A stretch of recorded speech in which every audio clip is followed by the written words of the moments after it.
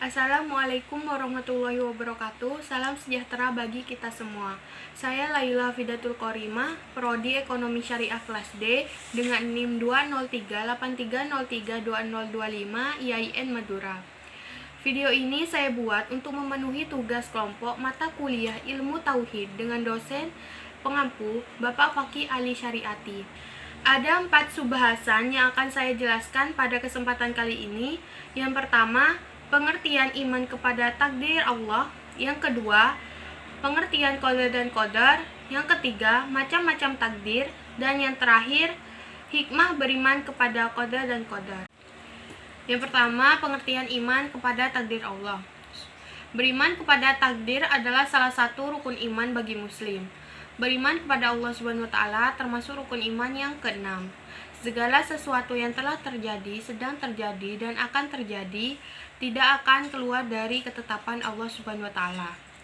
Takdir yang didapat oleh setiap makhluk termasuk manusia merupakan ketentuan yang dibaliknya pasti memiliki hikmah atau pesan. Qada artinya menetapkan. Qada Allah Subhanahu wa taala artinya ketetapan Allah Subhanahu wa taala kepada setiap makhluknya yang bersifat azali, yaitu ketetapan yang telah ada sebelum keberadaan atau kelahiran makhluk.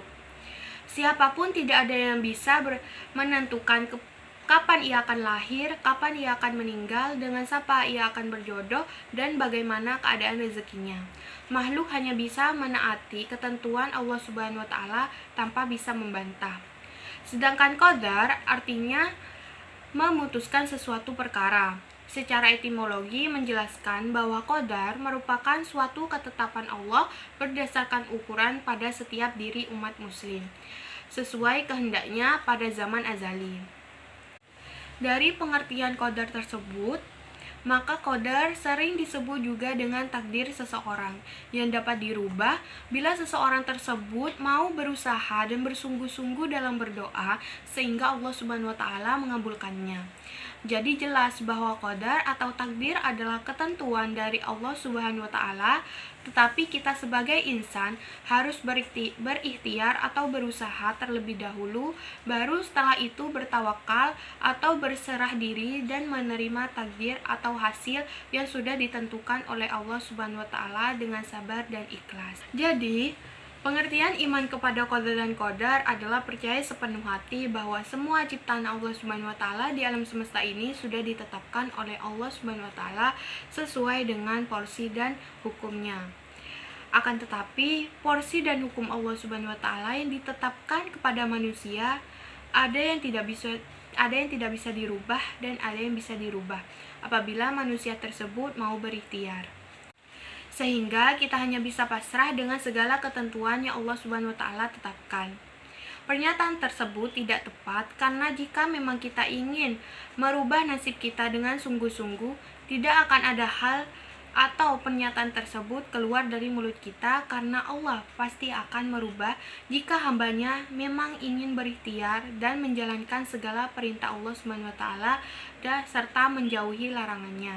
Yang ketiga, macam-macam takdir. Macam-macam takdir ada 2. Yang pertama yaitu takdir mubram, yang dalam bahasa Arabnya yaitu sesuatu yang sudah pasti dan tidak dapat ditawar atau ditolak.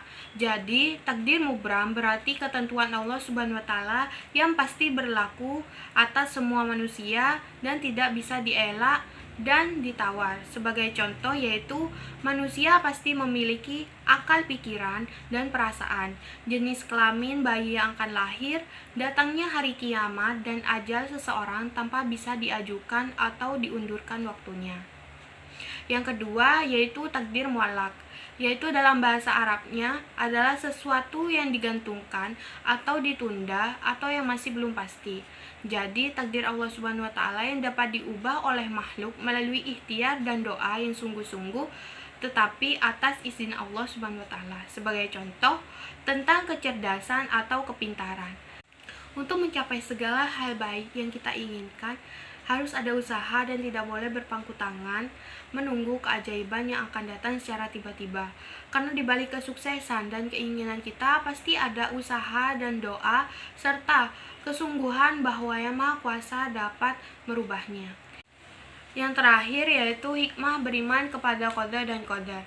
Sebagai makhluk yang dianugerahi akal pikiran, sudah selayaknya harus selalu berusaha sekuat tenaga sampai ajal menjemput untuk memperjuangkan segala yang sudah menjadi cita-cita dan segala keinginan yang sudah sejak dulu diinginkan.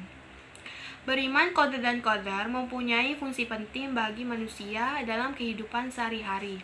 Di antaranya, dapat memperkuat dan meningkatkan keimanan. Kedua, mempunyai semangat ikhtiar. Ketiga, mempunyai sifat sabar dan tabah menghadapi suatu cobaan. Dan yang terakhir, menghindari sifat sombong.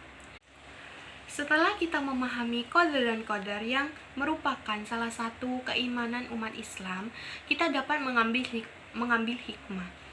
Di antaranya, dengan memahami qada dan qadar, kita dapat menyadari bahwa segala yang diciptakan dan yang terjadi di dunia ini tidak pernah luput dari kekuasaan Allah Subhanahu wa taala. Kita dapat menyadari bahwa Allah Subhanahu wa taala telah membekali kita dengan berbagai perangkat kehidupan. Jika kita menggunakan dengan baik, tentu hasilnya akan baik juga. Dengan pemahaman yang benar, kita mampu menjadi pribadi yang optimis, ikhtiar, serta tawakal. Jadi dapat disimpulkan bahwa beriman kepada qada dan qadar akan melahirkan sikap optimis, tidak mudah putus asa, dan selalu berusaha. Sebab segala yang menimpanya sebagai ketentuan yang telah Allah takdirkan kepadanya, dan Allah akan memberikan yang terbaik sesuai dengan sifatnya yang maha pengasih dan maha penyayang. Oleh karena itu, jika kita tertimpa musibah, kita harus bersabar, sebab jika buruk menurut kita, belum tentu buruk menurut Allah Subhanahu wa taala. Sebaliknya, baik menurut kita belum tentu baik menurut Allah Subhanahu wa taala. Karena dalam kaitan dengan takdir ini terlahir sikap sabar dan tawakal yang dibuktikan dengan terus-menerus berusaha sesuai dengan kemampuan untuk mencari takdir yang terbaik dari Allah Subhanahu wa taala. Sekian penjelasan dari saya tentang iman kepada takdir Allah Subhanahu wa taala. Mohon maaf jika ada kesalahan. Wassalamualaikum warahmatullahi wabarakatuh.